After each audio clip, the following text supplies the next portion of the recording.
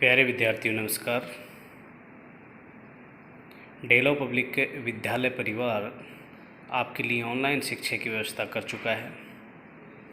Online शिक्षा के माध्यम से आप अपने घर पर रहकर अपना अध्ययन कर सकते हैं। कोरोना जैसे वैश्विक महामारी में भी आप अपने अध्ययन को लगातार जारी रख सकते हैं। इसलिए आप लगातार ऑनलाइन शिक्षा के माध्यम से पढ़ते रहिए और अपने अध्ययन को जारी रखें। आज हम पढ़ रहे हैं कक्षा 4 विषय हिंदी। हिंदी हमारी मातृभाषा है और जिसको हम जन्म से सुनते हुए बोलते आ रहे हैं। बहुत आसान सा विषय लगता है लेकिन बहुत जटिल भी है, और इस जटिल विषय को हम लगातार जब शुरुआत से पढ़ने लगेंगे, धीरे धीरे आगे बढ़ेंगे तो हमारे लिए आसान भी होगा। आज हम पढ़ रहे हैं कक्षा 4 पाठ संख्या 1 वर्णमाला। वर्णमाला से आशय, वर्ण से आशय है भाषा की वह इकाई या भाषा का वह छोटे से छोटा रूप जिसके हम और टुकड़े नहीं कर सकते हैं। इसलिए आप ध्यान रखें कि वर्ण वह कहलाता है जिसके और टुकड़े ना हों, अर्थात जिसमें और किसी तरह का अंतर ना हो सके।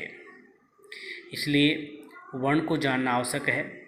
और वर्णमाला में वर्णों की जो माला है, अर्थात बहुत से वर्णों का जो समूह है, क्रमबद्ध तरीके से जो जहाँ लिखे जाते हैं उनको वर्णमाला कहा जाता है।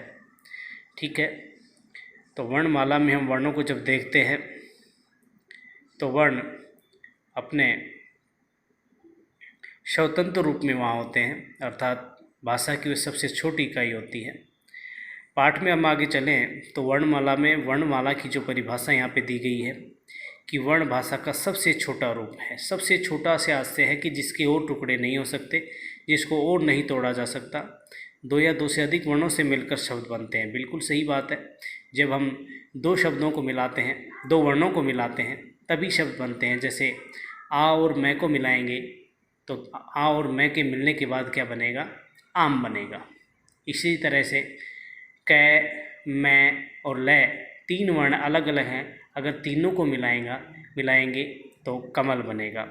इस तरह से कहा जा सकता है कि जब दो वर्ण आपस में मिलते हैं या दो से अधिक वर्ण आपस में मिलते हैं तो क्या बनते हैं? शब्द बनते हैं।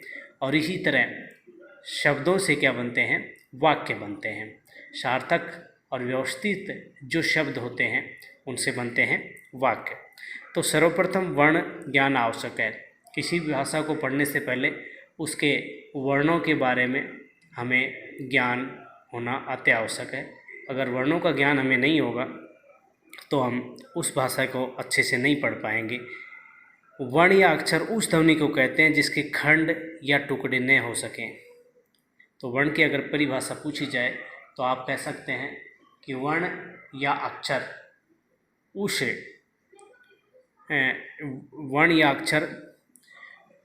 ध्वनि को कहा जाता है जिसके टुकड़े ना हो, अर्थात जिसको आगे तोड़ा ना जा सके, जो अपने अंतिम रूप में हो।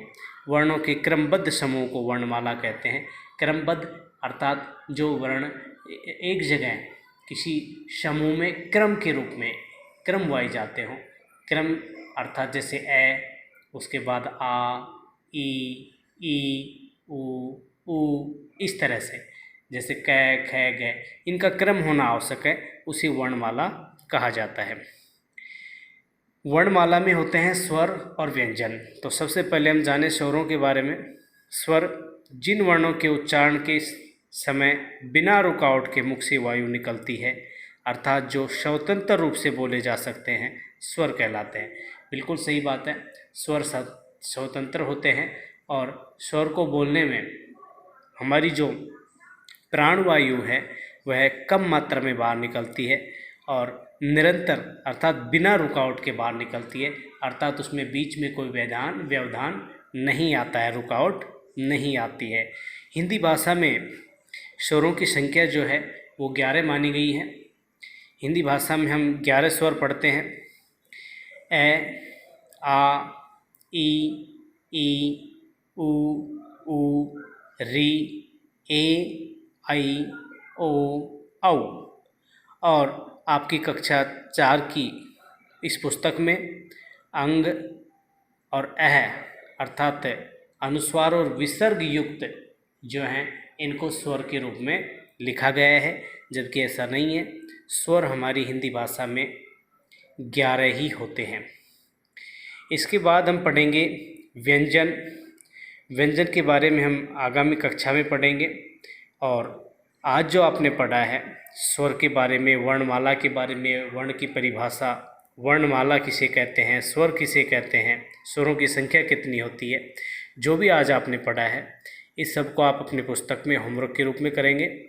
और हाँ, जिन बच्चों को कंप्लीट स्वर, वर्ण की परिभाषा, वर्णमाला, स्वर की परिभाषा ये सब याद होते हैं, वो बच्चे अपने इस कार्य को याद करके और अपने किसी बड़े भाई बहन या किसी भी परिवारजन को सुनाएंगे और अच्छे से पढ़ते रहेंगे, निरंतर पढ़ते रहेंगे। अपना होमवर्क अच्छे से करेंगे, साफ़ सफाई से करेंगे। और होमवर्क करने के बाद आप संबंधित विषय अध्यापक को होमवर्क अवश्य भेजें। धन्यवाद।